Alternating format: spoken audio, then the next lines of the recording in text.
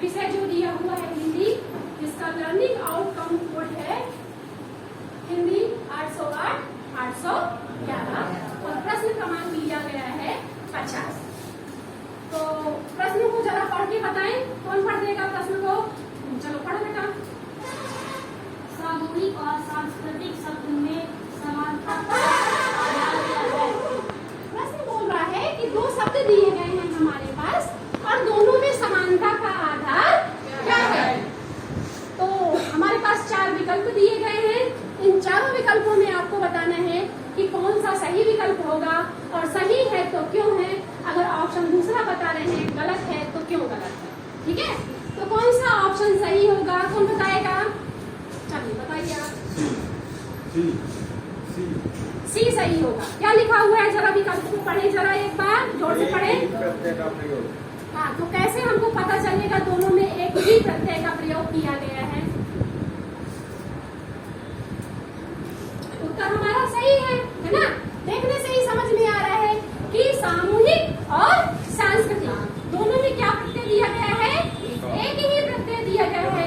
उस प्रत्यय का नाम क्या है? कौन सा प्रत्यय लगा हुआ है? एक प्रत्यय है ना। अगर हम इसका विच्छेद करें तो समूह धन एक और संस्कृति धन एक, दोनों में समान प्रत्यय का दिया गया है ना। इसलिए इसकी समानता का आधार क्या है? एक ही प्रत्यय का प्रयोग। ठीक है, यानी आपके अनुसार अगर ये उत्तर सी सही है तो फिर ये उत्तर गलत क्यों है? पहला ऑप्शन दिया हुआ है पर्यायवाची होना। तो पर्यायवाची का क्या मतलब होता है? एक नाम क्या लेकर? हाँ बताओ क्या? पर्यायवाची शब्द का मतलब होता है मतलब किसी भी चीज के अनेक नाम, जैसे सामूहिक और सांस्कृतिक एक नाम के नहीं। सामूहिक का मतलब होता है झुंड और सांस्कृतिक का मतलब होता है कार्यक्रम। यानी जब दो शब्द एक जैसा अर्थ देते हैं है ना, एक जैसा अर्थ निकलता है, एक के नाम जैसे पंकज का जलज हो गया, कमल हो गया, ये पर्यायवाची कहलाते हैं। तो क्या ये दोनों आपस में पर्यायवाची हैं? नहीं है। पर्यायवाची ना होने के कारण ये उत्तर हमारा समानता नहीं दिखा रहा है, इसलिए उत्तर क्या होगा? गलत होगा। फिर दूसरा दिया हुआ है एक ही उपसर्ग का होना। तो उपसर्ग क्या होते हैं? जो मूल शब्द के आगे लगते हैं वो उपसर्ग। इसमें मूल शब्द क्या है? सा। समूह। क्या मूल शब्द है? समूह। और इसमें क्या मूल शब्द है? संस्कृति। क्या मूल शब्द है? संस्कृति, है ना। इसलिए इसमें कोई भी शब्द आगे जुड़ा हुआ नहीं है ना। सारे शब्द कैसे जुड़े हुए हैं? एक जो प्रत्यय बाद में जुड़ा हुआ है ना।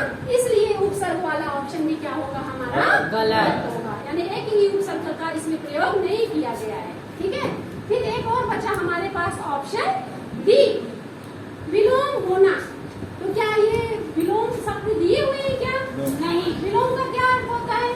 विलोम का उसका उल्टा, यानी विपरीत अर्थ देते हैं, जैसे दिन का रात हो गया। तो क्या ये आपस में विपरीत अर्थ दे रहे हैं? नहीं, है ना। तो हमको इस दोनों शब्दों में समानता पूछी गई है, इसलिए समानता के आधार में एक ही उत्तर सही होगा, एक ही प्रत्यय का होना। ठीक है, दोनों में कौन सा प्रत्यय जुड़ा हुआ है? एक प्रत्यय जुड़ा हुआ है। आप लोगों को दिए गए ऑप्शन से भी एक एक प्रश्न तैयार करना है। ठीक है, तो सब तैयार है? चलिए तो